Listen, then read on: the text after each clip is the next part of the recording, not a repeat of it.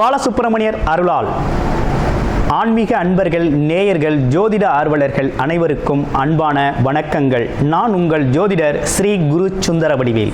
இப்போ பார்த்தீங்கன்னாக்க ஏப்ரல் மாதத்திற்கான பலாபலன்கள் ஒவ்வொரு ராசிக்கும் எப்படி இருக்குது அப்படிங்கிறத, என்ன செய்யலாம், என்ன செய்யக்கூடாது, என்ன விதமான வழிபாடுகள் உகந்ததாக இருக்கும், நட்சத்திர பலன்கள்லாம் ஒவ்வொரு ராசியில் இருக்கக்கூடிய நட்சத்திரங்களுக்கும் சிறப்பு பலன்கள்லாம் எப்படி இருக்குது அப்படிங்கிறதை பற்றி விரிவாக தெளிவாக நம்ம இந்த வீடியோ மூலமாக நம்ம பார்க்க இருக்கிறோம். அந்த வகையில் பார்த்தீங்க அப்படின்னு கேட்டிங்கனாக்க, இப்போ இந்த மாதத்தோட சிறப்புகள் என்னென்ன இருக்குது அப்படின்னு பார்த்தோம்னா, ஏப்ரல் மாதத்தில் 8 விதமான சுப முகூர்த்தங்கள் அப்படிங்கிற ஒரு விஷயம் ரொம்ப சிறப்பாக இருக்குது. அடுத்து பார்த்துங்க, பங்குனி உத்திர திருநாள் வருது. அடுத்து பாருங்கள், தமிழ் புத்தாண்டு, அடுத்து அட்சய திதியை, அடுத்து குரு பூஜை, பெரிய வியாழன் அப்படின்னு சொல்லி பல்வேறு விதமான நிகழ்வுகள் அப்படிங்கிறது இந்த மாதத்தில் நிறையவே இருக்குது. அதையும் தாண்டி வாஸ்து நாள் அப்படிங்கிறதும் இந்த மாதத்தில் இருக்குது.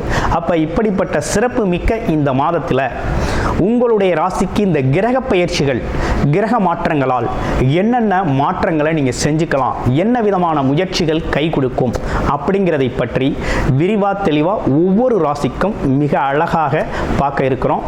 நீங்கள் முழுமையாக இந்த வீடியோவை பாருங்கள். இப்போ உங்களுக்கு உங்களுடைய ராசிக்கு எப்படி இருக்கும் அப்படிங்கிறத இப்போ பார்க்கலாம். தனுசு ராசி காலச்சக்கரத்தின் 9வது ராசியான தனுசு ராசிக்கு எப்படி இருக்க போகுது அப்படின்னு பார்க்க போகிறோம். தனுசு ராசி அப்படின்னு எடுத்துக்கிட்டோம்னாலே என்னன்னா, ஒரு இலக்கை நோக்கி, லட்சியத்தை நோக்கி, தான் கொண்ட குறிக்கோளை நோக்கி பயணம் செய்யக்கூடிய ஒரு அமைப்பு அப்படிங்கிறது ரொம்ப சிறப்பாகவே இருக்குது. ஆனால் எப்போதுமே நம்ம ஒரு குருஸ்தானத்தில் ஒரு மதிப்பு மிக்கவராக நம்ம வலம் வருவோம். இந்த சமுதாயத்தில் வரம் வரக்கூடியவர்கள் தனுசு ராசி அன்பர்கள். தனுசு ராசியை பொறுத்த வகையில் பிறருக்கு ஆலோசனை வழங்குறது, அதுவும் பார்த்தீங்கன்னா தர்மகாரிய பணிகளில் நிறைய பேர் ஈடுபடக்கூடிய ஒரு அமைப்பு அப்படிங்கிறது உண்டு. பிறருக்கு வழிகாட்டியாகவும் இருக்கக்கூடிய நல்ல அமைப்பு அப்படிங்கிறது ஆசிரியர், குரு, இப்படிப்பட்ட ஸ்தானங்களில் இருக்கிறது, மனநிலையில் அந்த ஸ்டேட், அந்த லெவலில் இருக்கிறது அப்படிங்கிறது ரொம்ப அற்புதமாக இருக்குது தனுசு ராசி அன்பர்களுக்கு. இதெல்லாம் ஏன் சொல்கிறோம் அப்படின்னா, தனுசு ராசி அன்பர்களோட ஜாதகம் அப்படிங்கிறது நம்ம நிறைய பார்த்துருக்கோம். நிறைய பேர் நமக்கு ஜாதகங்கள் நம்ம சேனல் வாயிலாக அனுப்பியிருக்கீங்க, நல்ல சப்போர்ட் செய்கிறீங்க. அந்த வகையில் பார்க்கையில் இப்போ உங்களுக்கு என்ன நடக்குது அப்படின்னா, ராசிநாதன் ஏப்ரல் மாதத்தில் எங்கே இருக்கிறார் அப்படின்னா 6ஆம் இடத்துல இருக்கிறார். 6ஆம் இடத்துல இருக்கக்கூடிய குரு பகவான், சுக்கிரன் பார்த்தீங்கன்னா 6க்கு அதிபதியாக இருக்கக்கூடிய சுக்கிரன் பார்த்தீங்கன்னா உங்கள் ராசியிலிருந்து பார்த்தோம் அப்படின்னா 4ஆம் இடத்துல உச்ச பலத்தில் இருக்கிறார். சுக்கிரன் உங்களுக்கு யார் அப்படின்னு எடுத்துக்கிட்டோம்னா, உங்கள் ராசியை பொறுத்த வகையில் சுக்கிரன் அப்படிங்கிறவர் 11க்குடையவராக இருக்கிறார், லாபாதிபதியாக இருக்கிறார், லாபத்தை தரக்கூடியவராக இருக்கிறார். அவரோட பரிவர்த்தனை யோகத்தை ஏற்படுத்துது. அப்போ 4ஆம் இடத்துல குரு பகவான் பரிவர்த்தனை யோகத்தை ஏற்படுத்தினா எப்படி இருக்கும் பார்த்துக்கங்க. நல்லா தான் இருக்குது, ஒன்றும் கவலைப்பட வேணாங்க. புத்தாண்டு ஒரு இனிமையான புத்தாண்டாக தமிழ் புத்தாண்டு உங்களுக்கு பிறக்குது. ஏன்னா குரு பயிற்சிக்கு பிறகு நேரடியாக குரு உங்களுடைய ராசியை பார்க்க போகிறார். ஆமாம், அதுவும் ரொம்ப அற்புதமாக இருக்குது. அப்போ இந்த காலகட்டத்தில் என்னென்னா, வண்டி வாகனம் சம்பந்தப்பட்ட விஷயங்களை மாற்றம் செஞ்சுக்கலாம். வீடு எதுவும் வாங்கணும்னா வாங்கிக்கலாம், இடம் வாங்கிக்கலாம். அடுத்து வேலை மாற்றம், இடமாற்றம், வேலை மாற்றம் செய்யணும்னா தாராளமாக வேலை மாற்றம் செஞ்சுக்கோங்க. சில பேருக்கு வேலையே பிடிக்காமல் வேறொரு வேலைக்கு போவீங்க, புது முயற்சியில் முன்னேற்றம் கிடைக்கும், நல்ல வேலை கிடைக்கும். அந்த மாதிரி சூழ்நிலைகள்லாம் ஏற்பட்டிருக்குது. சரி, வேறு ஏதேனும் தொழில் சம்மந்தப்பட்டு எப்படி இருக்குது அப்படின்னா, கண்டிப்பாக வேலை சம்மந்தப்பட்ட விஷயத்தில் இடமாற்றம், இடமாற்றம் உண்டு. அதே இல்லாமல் ஒரு வேலையை விட்டுட்டு ஒரு புது வேலை பார்ப்பீங்க. சில பேருக்கு பார்த்த வேலையிலே இருக்கிற டிபார்ட்மெண்ட் இல்லாமல் வேறொரு டிபார்ட்மெண்ட்டில் மாற்றி விடுவாங்க. ஆமாம், இந்த மாதிரி விஷயங்கள்லாம் நடக்கும். கொஞ்சம் கவனமாக பொறுமையாக செயல்படுங்க. அடுத்து தொழில் சார்ந்த விஷயம் எப்படி இருக்குது அப்படின்னா, 10ல் ஒரு பாவியாவது இருக்கணும், ஒரு பாம்பு கிரகமாவது இருந்தால் தான் நல்லாயிருக்கும். அந்த வகையில் இப்போ என்னென்னா, கேது பகவான் அமர்ந்திருக்கிறாரு, ஸ்ட்ராங்காக இருக்குது. தொழிலில் யாரும் உங்களை அடிச்சுக்க முடியாது. உங்கள் தொழில் ஸ்தானத்தை உங்கள் ராசி அதிபதி குருவே பார்க்குறாரு, 5ஆம் இடமாக பார்க்குறாரு, பார்வையாக பார்க்குறாரு. தாராளமாக உங்களுக்கு தொழில் ரொம்ப ஸ்ட்ராங்காக இருக்குங்க. தொழிலில் அடிச்சுக்க முடியாது, தொழிலில் முன்னேற்றம் தான் உண்டு.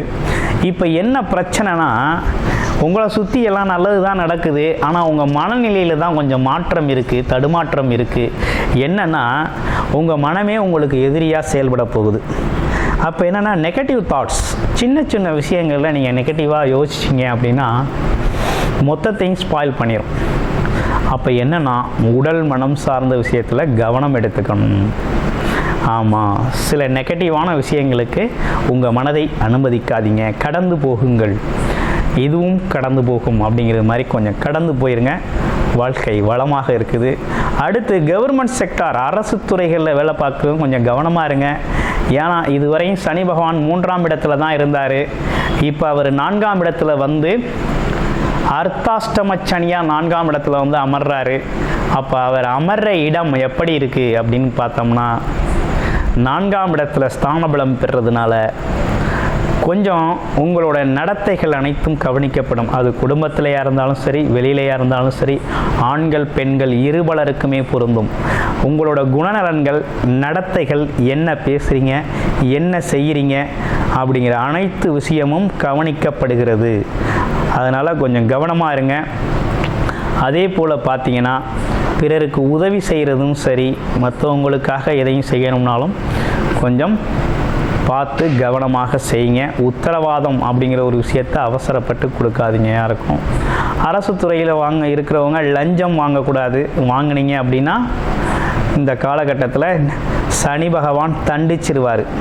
சனி பகவான் தெரியும் இல்லையா, நீதி நேர்மைக்கு சொந்தக்காரர், சனீஸ்வரன் அப்படின்னு பட்டம் பெற்றவராக இருக்கிறாரு. அப்போ அவர் நீதியை வழங்கிடுவார். அதனால் பார்த்து கவனமாக இருங்க. மற்றபடி வேறு ஒன்றும் பெரிய பிரச்சனைகள் ஒன்றும் இல்லை. உடல் ஆரோக்கியம் சார்ந்த விஷயங்களில் கவனம் எடுத்துக்கோங்க. உங்களுக்கு திருமணம் சார்ந்த விஷயங்கள், சுப நிகழ்ச்சிகள் சார்ந்த விஷயங்கள், இவை அனைத்துமே பார்த்திங்கன்னா குரு பயிற்சிக்கு பிறகு ரொம்ப அட்டகாசமாக நடக்கும். ஆமாம், இப்போதைக்கு பொறுத்த வகையில் என்னென்னா அம்மாவோட உடல் ஆரோக்கியம் சம்மந்தப்பட்ட விஷயத்தில் கொஞ்சம் கவனம் எடுத்துக்கோங்க. இடம் வீடு சம்மந்தப்பட்ட விஷயத்தில் கொஞ்சம் கவனம் எடுத்துக்கோங்க. ஏன்னா கொஞ்சம் அடிப்படை செலவுகள் வரக்கூடிய அமைப்புகள் இருக்குது. அடுத்து வண்டி வாகனங்களை பழுது இருந்தால் நீக்கிக்கங்க, இல்லைன்னா திடீர்னு எங்கேயாவது போய் நின்றுக்கிறோம். அதனால் கொஞ்சம் அதை முன்கூட்டியே சரி செய்கிறதுக்கு முயற்சி செஞ்சுக்கங்க. ஆமாம், ஆடு மாடு கோழி வளர்ப்பு, விவசாய நிலம் சம்பந்தப்பட்ட விஷயங்கள் இருக்குது அப்படின்னா அதற்கான வழிகள் முன்னெச்சரிக்கையாக அதற்காக கொஞ்சம் தீர்வுகளை எடுத்து வச்சுக்கிட்டீங்க அப்படின்னா ரொம்ப சிறப்பாக இருக்கும். பேச்சுவார்த்தைகள் அப்படிங்கிறது சிறப்பாக இருக்குது. உங்களோட இப்போ என்னன்னு கேட்டிங்கன்னா கடன் சம்மந்தப்பட்ட விஷயங்கள், அதே நேரத்தில் உறவுகள் சம்மந்தப்பட்ட விஷயம், உடல் ஆரோக்கியம் சம்மந்தப்பட்ட விஷயத்தில் கொஞ்சம் கூடுதல் கவனம் தேவைப்படுகிறது. மற்றபடி உங்களுக்கான வருமானம் அப்படிங்கிறது எந்த குறையும் இல்லை. வருமானம் அப்படிங்கிறது வேலை பார்த்தாலும் சரி, தொழில் செஞ்சாலும் சரி, வியாபாரத்தில் இருந்தாலும் சரி, அதற்கான தடையில்லாத வருமானம் அப்படிங்கிறது உறுதியாக உண்டு.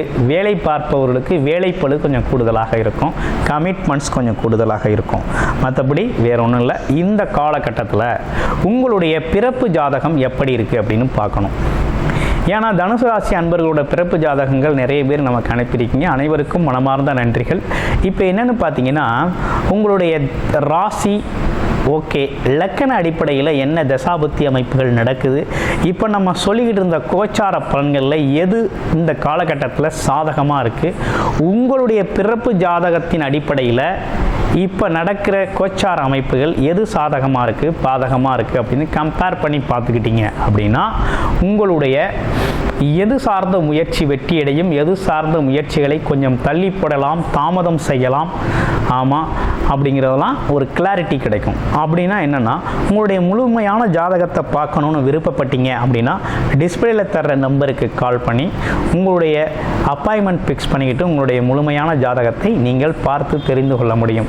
தொழில் வாய்ப்பு, வேலை வாய்ப்பு, அடுத்து திருமணம் சம்பந்தப்பட்ட விஷயங்கள், குழந்தைகள், அது இல்லாமல் கூட்டு தொழில் சம்பந்தப்பட்ட விஷயங்கள், அதுவும் இல்லாமல் போட்டி பந்தயங்கள், படிப்பு சம்பந்தப்பட்ட விஷயங்கள், திடீர் அதிர்ஷ்டங்கள், யோகங்கள் சம்பந்தப்பட்ட விஷயம், அனைத்து விதமான விஷயங்களையும் உங்களது ஜாதக அடிப்படையில் முழுமையாக நீங்கள் தெரிந்து கொள்ள முடியும்.